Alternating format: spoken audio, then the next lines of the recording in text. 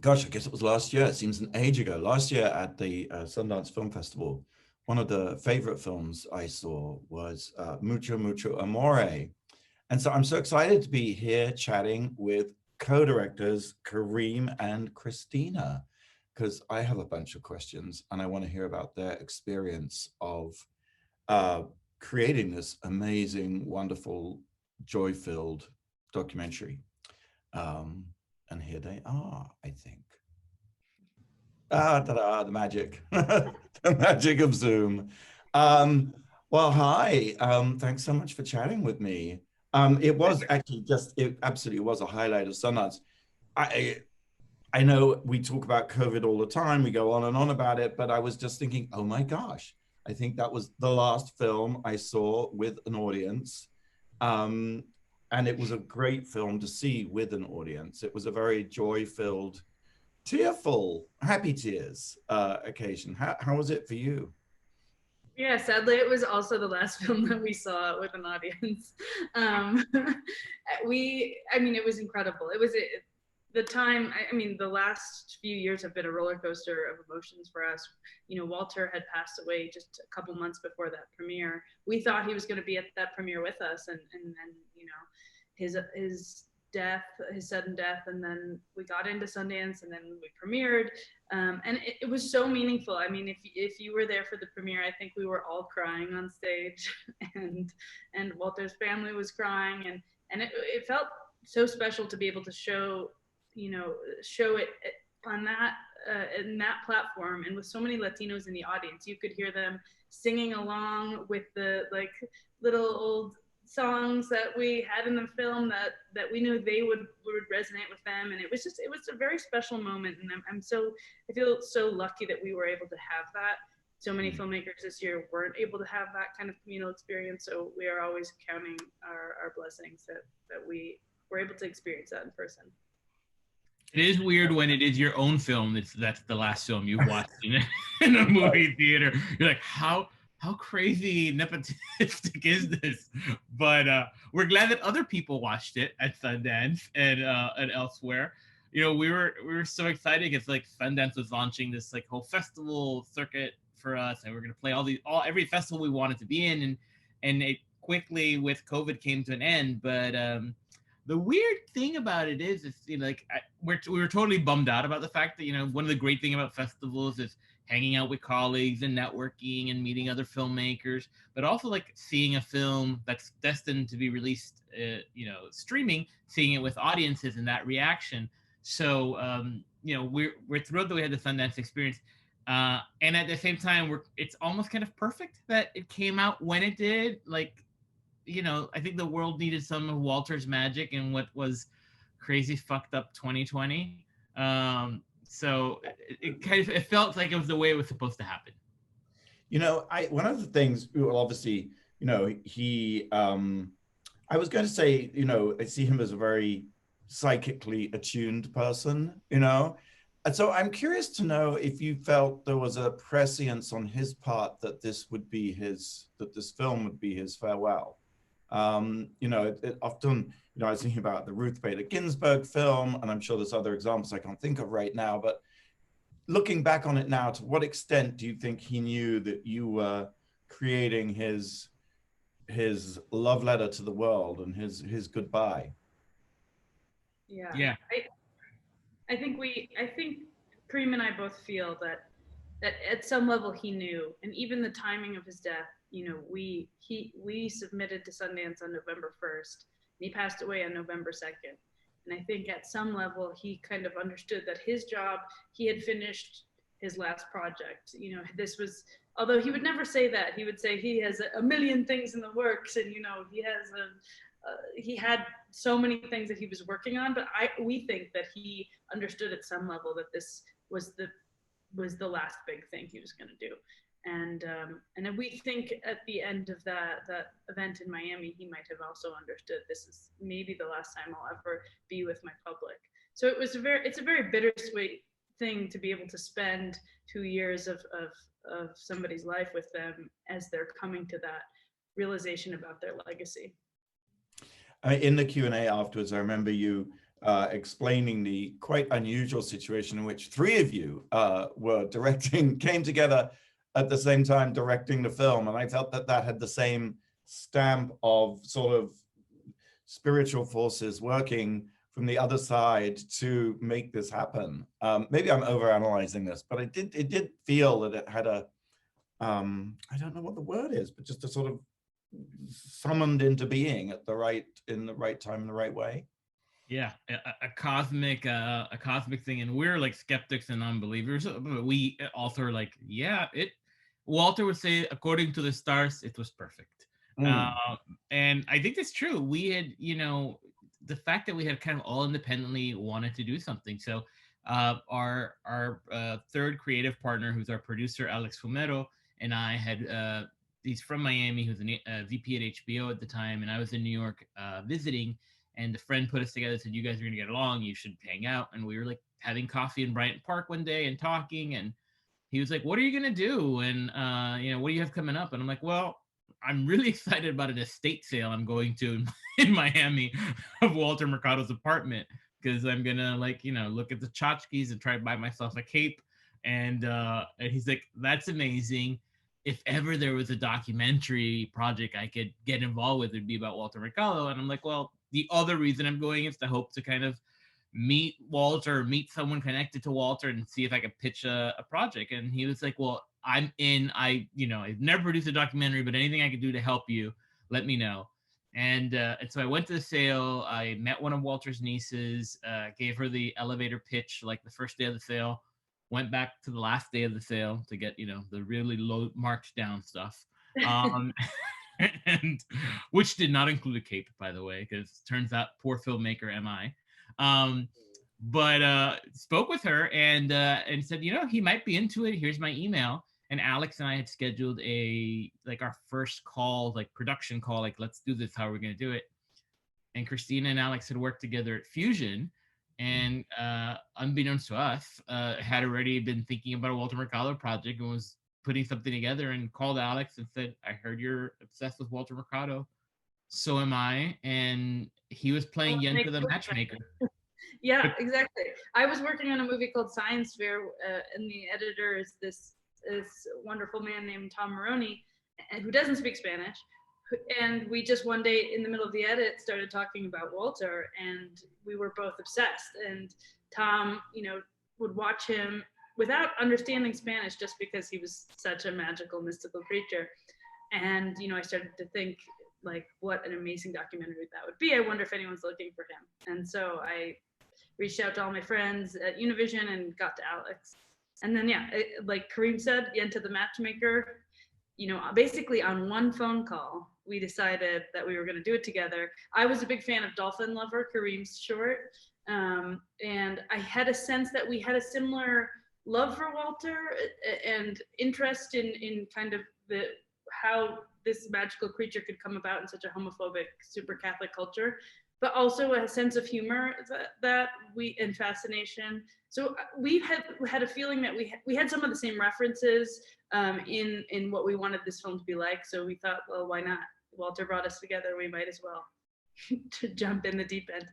I love that. I love that. It reminds me, funnily enough, of the Mapplethorpe film we made, Look at the Pictures, because that too, Robert Mapplethorpe passed on, but that too came together extraordinarily quickly and easily, and everybody was in. And I was like, you never have an experience like this. The making a film is normally an extremely difficult process filled with hurdles and disasters and setbacks. And it just seemed that he was like pulling all the strings and wanting this to happen. So, there you go. The other film, it reminded me of, being at Sundance, reminded me of when The Eyes of Tammy Faye, many years previously, premiered, because there too was someone, again, perhaps like you, I'm speaking as a skeptic or a non-believer, but there was someone who was so spiritually joyful and had this incredible energy that even though much of her life she'd been ridiculed, the love in the audience for her was so strong. What I wanted to ask you was, what did you both take away from this experience? What did you learn? What was for from making this film and working with him and knowing him, what's the takeaway for in your own lives? Kareem, and I mean, so many things. It's sometimes hard to.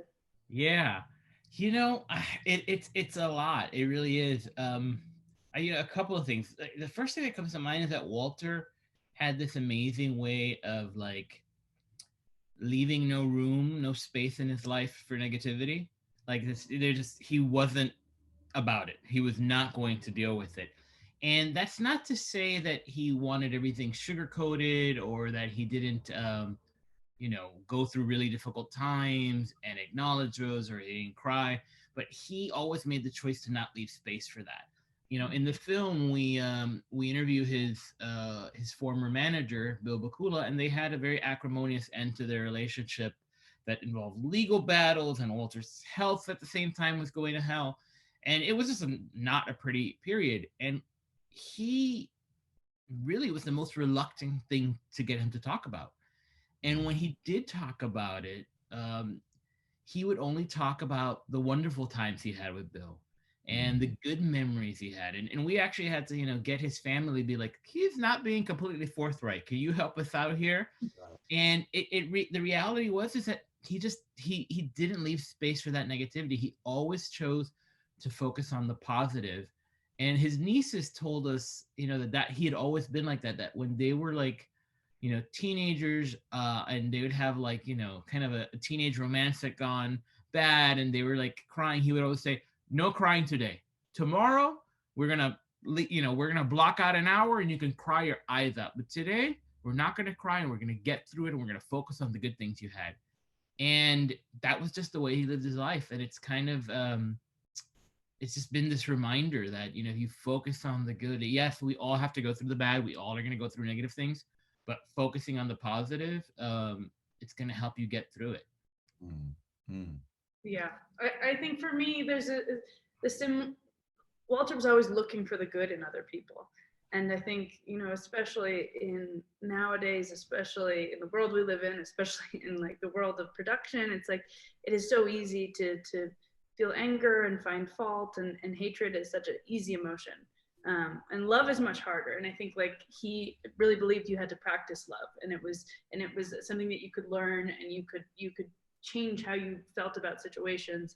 And the power of that has really been something I've tried to incorporate. And the other thing is not taking yourself or life so seriously. I think Walter was very good at making fun of, he had an amazing sense of humor. He was super funny. You see that in the film, but growing up, I don't think we really ever understood how funny Walter was. But he would make fun of himself constantly, and he was in on his own joke. I think, it was really, he would say like, oh, these things I'm wearing, these stupid things, they get people to pay attention. I mean, he loved what he was wearing. He loved his outfits. He loved the jewelry and the hair and all that. But he didn't take himself super seriously. And that's a fun, it's just, it's such a relief to be able to like, to cast off the like need to impress people with a serious demeanor. It's much more fun to, wear your sequins, and yeah, it's so liberating, I think. Absolutely. This is a pet peeve of mine. I think that in the documentary world, it's so often, and rightly so, documentaries are about taking things extremely seriously. And there isn't always a lot of joy in them. There's a lot of misery and pain and suffering. And again, perhaps as it should be. But at the same time, what frustrates me is that I think often the seriousness of not taking things too seriously, the seriousness of joy, and especially of humor, gets overlooked and consequently underrated. And you don't have to rise to the bait of this. It's not a baiting question, but I sort of felt that the usefulness and the amazing contribution that Mucho Amore makes, it gets slightly sort of off to the side in this very serious world of documentaries during campaign awards seasons. What do you agree? I mean, we very much believe that like humor is the best weapon to get to serious subjects, to get people to pay attention, to break outside of the bubble of the documentary space. and that if you can use joy and humor and love to carry a much more important message, then you're reaching outside to a new group of people. And that was, our film is that, we hope, our film, we think, deals with very serious things. But just like Walter, it's kind of covered in like sequins and pearls to get people to pay attention. So, some people poo-poo things that use humor, but I mean, I don't think we have any intentions on changing that style. I think it's what I like to watch. It's the way I learn best, and it's important to us. Absolutely. I would add that, like joy and happiness is serious business, right? Like the world is a really dire place sometimes, and there's so much we're going through, and you gotta laugh or you're gonna slit your wrists. I mean, really, you have to make space, make time. At some point in my bathroom at home, I have a little plaque, and it says, "Today I choose joy." And it's at some point you have to make that conscious decision. Like even in the most bleakest of circumstances, you need to choose to laugh. You need to choose to have the cathartic experience. I mean, if you're ever in a group or sitting with your friends and or you're having a kiki and somebody's just like says something that just breaks you up, you release so much from inside. That happiness, that joy, that love. I mean, it saves your life. And I think that's what Walter did. I mean, I think he saved people's lives with his optimism and his love and the sense that he instilled. And yeah, I mean, the documentary space is often very focused on very heady subjects that are important and sometimes very dire things that are going on in the world that need attention 100%. I mean, like so much that we wouldn't know if it weren't for these serious documentaries. But I would say that our film makes you laugh, and it is serious because Walter took himself seriously. We take him seriously. We take our audience seriously, and there's space for all of us in this field. Absolutely. Now, the villain of the piece, Bill, you've got a great villain, sitting there in the theater, hating on him, muchly, has he, I imagine, I'm wondering, has he seen the film and what was his reaction to it? Did he see the error of his ways? Regret is out of the dictionary, is what he says in the film. He has no regrets, but he has seen the film. We know from a WhatsApp message he said he saw parts of the film and it was well done, right, Kareem? Yeah. Am I getting that right? I don't want to get this wrong. But that's about all of the contact we've had with him since it came out. I think for him this film was also memorializing a legacy that he helped build. I don't think any of us would have known who Walter was or watched him every day if it weren't for Bill. So I think, he wanted to do it in part because he wanted to help memorialize it. And we're so glad he did. He answered every question. He feels that this was a business relationship and that Walter handled it wrong. It seems audiences and Twitter feel differently about the whole situation.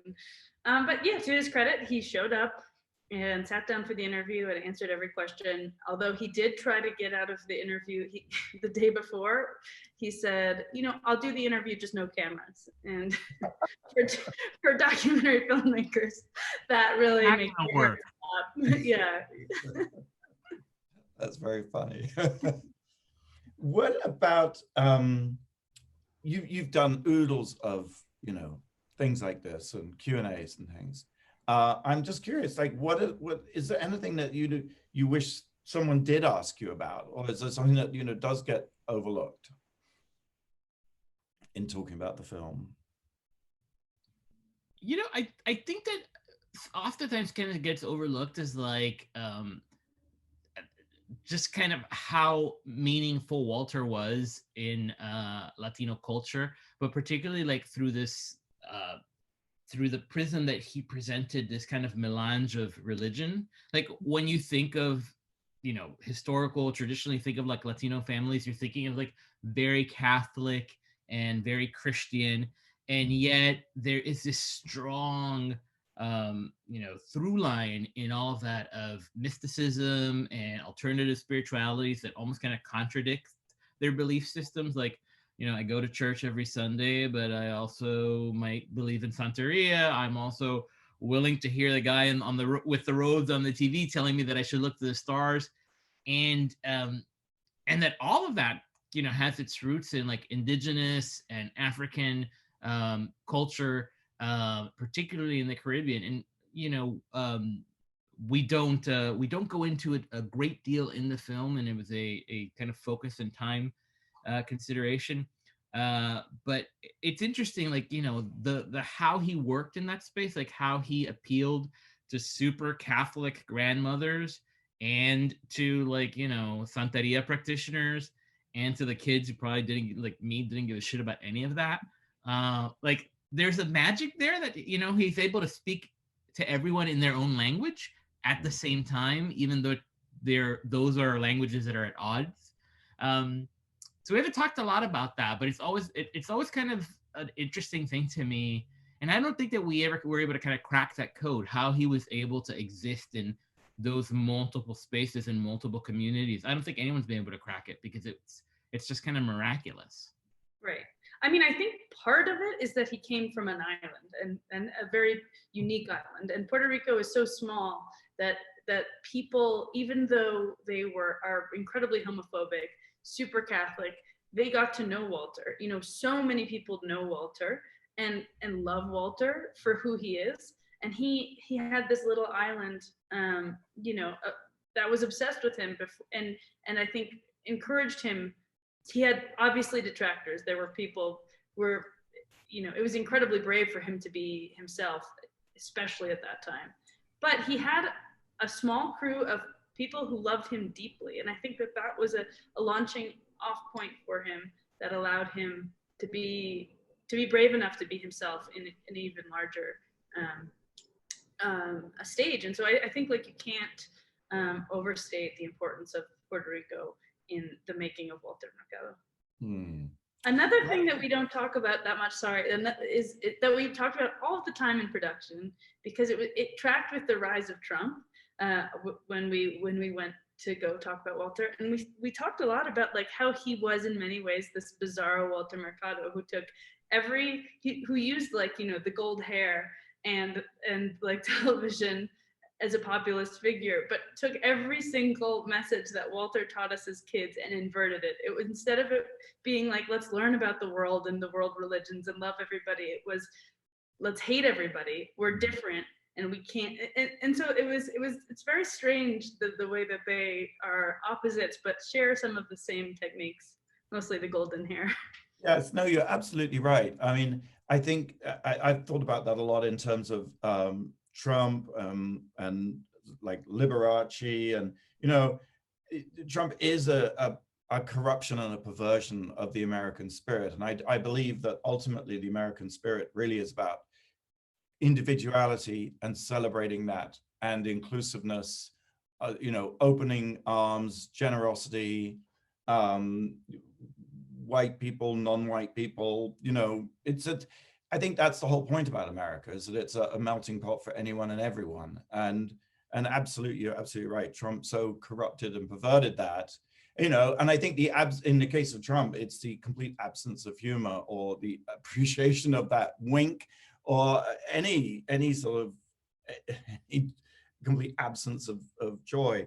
But let's not get bogged down in Trump, because I often do. So I think something else I would love you to talk about is, this is an age in which gay identity is people expect you to be very open about your identity, to assert your identity, to declare who you are. And you were talking about how Walter Mercado was able to find success in a community that was very Catholic, conservative, and homophobic. How then, to address the gay issue? I was thinking also of who was that fashion critic for the New York Times, who similarly, what was his name? The photographer. Bill Cunningham. Bill Cunningham. Yes. I think critics would say, oh, Bill Cunningham and Walter Mercado dodged the gay issue. I don't think that's the case at all. And I just wanted you to talk about that and that sort of walking that line. Yeah, I mean, I don't think Walter dodged it. I think Walter knew where he was and in the community he was existing. And if he, one of the subjects in our film says, if he would have come out in the 80s or 90s, his career would have been over, But so while he didn't explicitly address his sexuality, he always showed us who he was. He was his most authentic self. And we can't underscore the power and the impact of that. I mean, you think about when he first kind of lands on the scene, he comes out with, feathered hair, makeup that's lacquered on, robes and sequins. I mean, he is challenging the notion of what is male and what is female, like from day one. And the Liberace comparison comes at the same time very often. But when Lee started doing his stuff, he was in suits and in tuxedos for a very long time. I mean, the Liberace that we think of came much later in his career. Walter came out as the astrologer day one, looking like this in small-ass conservative rural Puerto Rico, and took that all over the world. And he did it despite being ridiculed, despite being othered. I think he did get a pass in some ways because no one had ever seen anything like him before. Like, you almost didn't know. I know that as a kid, I didn't know if he was a man or a woman. I mean, I thought he was an alien. He was so out there. Everything, not just the outfit, the look, the environment he was shot in, everything was so different. But as gay people, I think that we have this, it's gaydar, but it's called, like, there's a sixth sense where you're able to kind of see something and you experience something. And I think it's, an innate sense of camp that you appreciate. So when you see Walter Mercado, and in my case, I'm a gay kid in rural Miami, in the working class suburbs of Miami, and I see him come on TV looking like he did and talking the way he was. I didn't have no fucking idea what he was talking about. No idea at all. But I knew that I was mesmerized, and I was glued to it.